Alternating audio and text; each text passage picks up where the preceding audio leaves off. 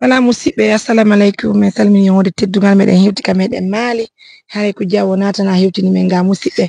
haray no gandina julɓe Allah ɓe fof koye moƴƴere hoore moƴƴere heɓuɗe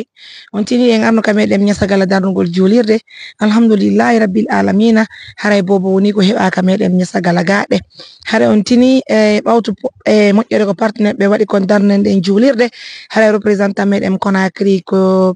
Rujiyatu moytuɗen on Conakry adduɗen ka meɗen maali haray en toute sincérité meɗen weltanima ko fota wona hen seeɗa ɓay toon tini haray needi ko holli kon ka meɗen ka hoɗoga ko batte ɗum ɗo waɗi hansiɓe ka hoɗoga heɓi cuucal heɓugol bobo miijo ɗettugol on bobo ɗon etta inde nden okka en enen ka mojobere haray en toute sincérité so tawi woni ko bobo jiyo on tini haray hande ɗum ko Rugiyatu men ɗettatan mojobere nden ƴettayno inde nden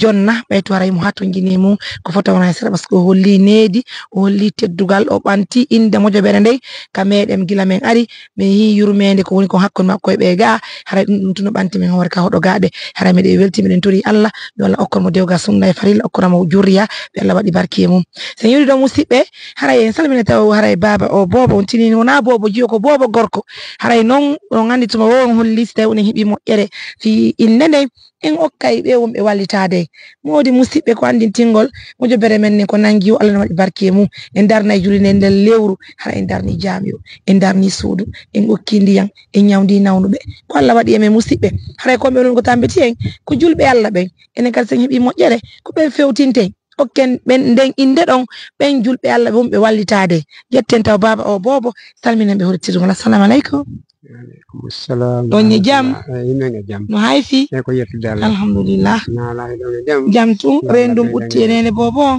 Yo ɓutti. alhamdulillah Yettude Allah tawi. awa haray ɓe holli men moƴƴere ko miijiɗen kon ka meɗen ga Naam. haray kono woniri men weltori muradu moƴƴuru yafane men tun ko honɗum waɗi ha si miijiɗon okkugol men inde Naam.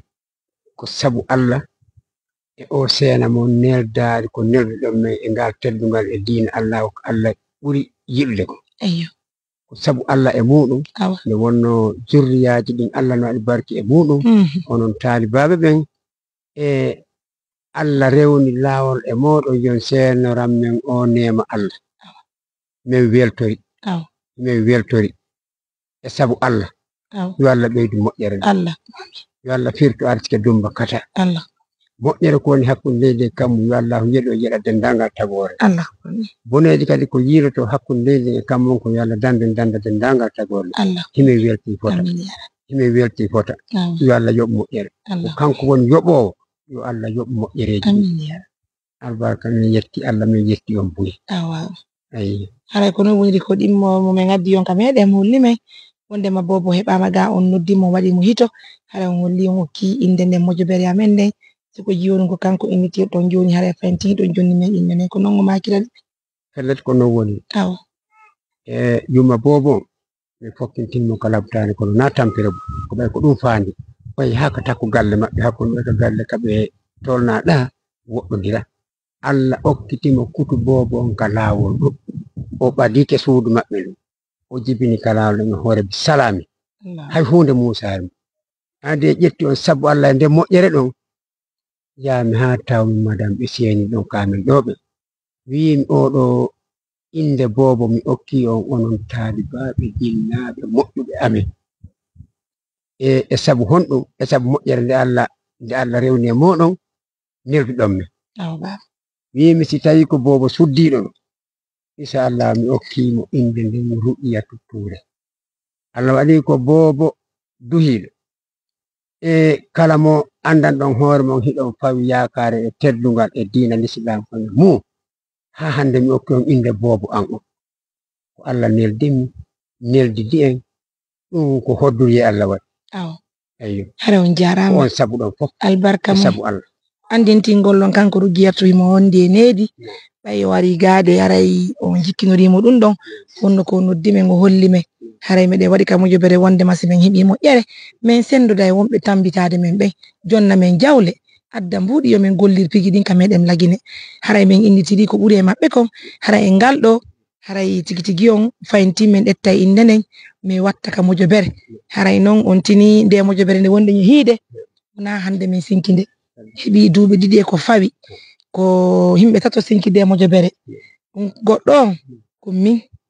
ɗimmo on ko modiyan tammo on ko sukano ton hibe inna mo Amadou Sow on ko mo kameden mamun tonde on tini kanko Amadou Sow haray valainde ko mo dalaba pardon kono ko mamu woni ko jodi ko men woni goldude ka radio ko menen tato yangodi sinkinde mojobere yangi yeka fula soji on sayar ko men yomen etta information ji min humpita jamaaki din hamme yemen dar men tay julbe Allah ben no sonji ka fula soji min watti dum don mojobere haray mo inne Amadou Sow musibe wonbe sivude assistance humanitaire d'urgence wontini haray ko Mariam Touré woni yede kam bodoji ma dum modiyan ko non no modiyan woni yede kam bodoji bay on tigi o kanko ko jombi president mo jobere ndey haray tigi tigi on hidon hiide men ko fata wona seeda hidon sutti piji buy don hiide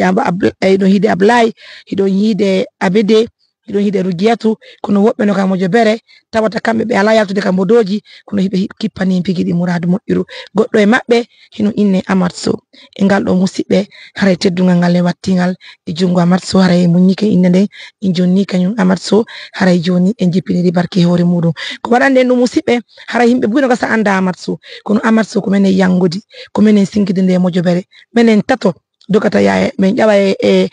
numa 3 pine woy koy namaste o men doga men yaka fulaso men ginda men haylo hang men hebi nde inde ko wombo nyan jonni nde inde nde mojobere ko kanko Amadou Sow dabbi nde inde nde mojobere ko kanko kadi dabbani en pour la première fois bay men hebi statut règlement amen on dabbani en pour la première fois agrément amen on humpitilang tay mi do yey Dubai min e moji an noddi mo ni président haray dey agrément amen on woni ko yalti haray ko teddugal julbe Allah men fo haray hande site woni hebi mo yere haray mo hato jine mudum musibbe haray en jippini barke dum do partenaire be hollitama julbe Allah hollitama wono babay haray nedo inde sago amen haray ben munyandike sukano kam mojobere amen himo inne Amadou nani Amadou Sow haray ya foto mi noddamo do milando inde makko den tigi tigi très bien mon téléphone s'il te plaît mon téléphone d'appel joni do ndare site woni numéro makko on fejjay haray mi noddamo do nani on tini mojobere si wadama haray ko gui hawtiti wadi nde mojobere haray wona Mariam to wona Abede tun haray on va présenter alors. Oui, Madame Camara, comment allez-vous? Mon fils, ça va? Je vais bien. Aïdjam? Oui, oui, alhamdulillah. Mon fils, à part Amadoula, ton nom c'est quoi même? À part Amadoula, c'est quoi ton nom? Moi, c'est Amadou Sow. Amadou. Devine, il y a quoi? Je sais pas d'abord. Comment est dit Coco? Quoi? Mon félicitations. Mon fils. Que tu gales maman soit bi Coco nan? Mon fils. Nous sommes à Mali, nous sommes à Nyasagalaton, non? Haray miyan premier imam on ka jami woni ko jibinana bobo haray do ni meden gabe o ko bobo gorko yo ki inde ne mojobere ne haray menen kadi men fo men hawtiti men munyike men inni bobo Amadou Sow nani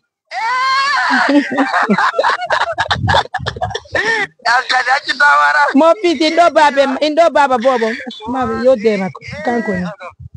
Assalamu alaikum. Wa alaikum assalam wa rahmatullah. Allahumma amin ya rabbi. Allahumma amin ya ilahi. Ya rabbal alamin. Allahumma amin amin ya ilahi.